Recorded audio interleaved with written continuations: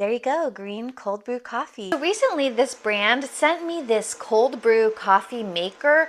This thing is awesome because if you like cold brew coffee, there's kind of some things to consider when you're trying to make it, like how you're gonna actually store it in the refrigerator, how you're gonna strain it.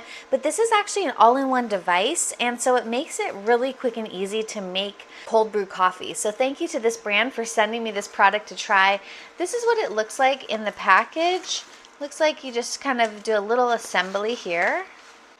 Okay, and the instructions are not in English, so we're gonna kind of guess. It's pretty self-explanatory, but okay, so it comes apart like this. It has this little piece right here that goes in there, and then this screws on top, and then you put this into the carafe right there. Now you put your coffee grounds in there, and look how fine the strainer is. So this is going to be a really great strainer, especially for finely ground coffee.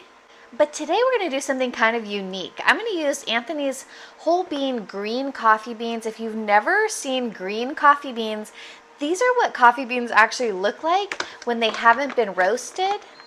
Okay, this is what the green coffee beans look like before they're roasted. All right, this is a little bit different than how you would make cold brew coffee, because cold brew coffee, you just combine cold water and coffee grounds together. But for green coffee, I am gonna simmer this for about 10 minutes in some boiling water, and then we're gonna transfer it to our cold brew coffee maker.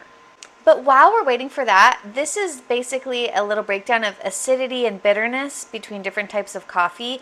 So dark roast would be the most bitter, and green coffee is raw, unroasted, and it has a grassy, earthy flavors, and it's a lot less acidity. And this is kind of almost like tea. It tastes like tea, but with a coffee flavor.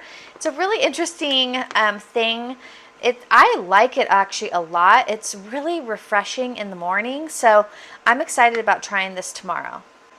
Okay, so I have about 4 cups of water there. I'm going to go ahead and do about 1 cup of beans. And if you're wondering where to get green coffee beans, I'll share some links in the description below for beans that I would recommend. Okay, I was able to fit about half of the beans in here, so this is probably about a half of a cup, or, I mean, these really swelled up when I put them in the hot water. Let's see how this goes in there. Now, I'm gonna let this cool down for about 10 minutes or so before I actually put the lid on. Okay, I totally forgot to show you what it looked like when I put the lid back on, but it was really easy. Just kind of screw that on and that's it. But look at this. This has been sitting in my refrigerator since last night, and it actually ends up getting even more green as it sits. So let's go ahead and pour a glass of this. Basically what you do is you turn this, and then that actually opens so that you can pour the coffee out without having the grounds or the beans. Look at that, green cold brew coffee.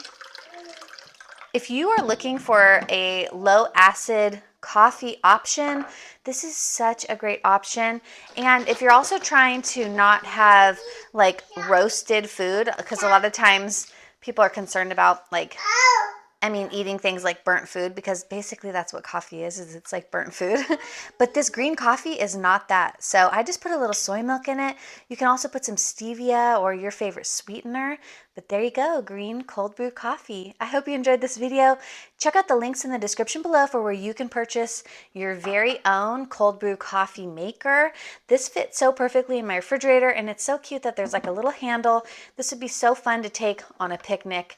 And I'm sure there's more things that I can do with this. I want to try and pour my almond milk in here and see if that will actually strain it. So be sure to like this video and subscribe to my channel for even more kitchen tutorials. And I'll see you in the next one. Have a great day. Bye.